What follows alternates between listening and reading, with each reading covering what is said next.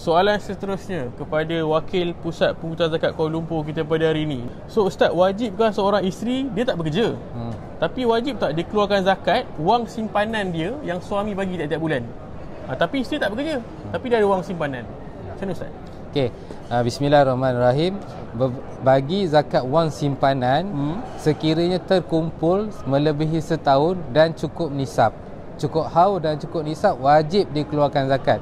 Sebabnya apa-apa harta yang disimpan melebihi setahun dikenakan zakat lah apabila cukup haul dan cukup nisab. Sebabnya harta itu adalah harta individu, bukan harta suami dia, tetapi harta dia yang dikumpul selama setahun dan dikenakan zakat.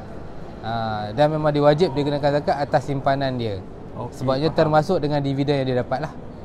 Faham. Maksudnya zakat wang simpanan si isteri walaupun dia tak bekerja tetap kena zakat wang simpanan. Ya, sebabnya cukup syarat sah zakat tu adalah Islam, milik sempurna, cukup haul, cukup nisab, merdeka.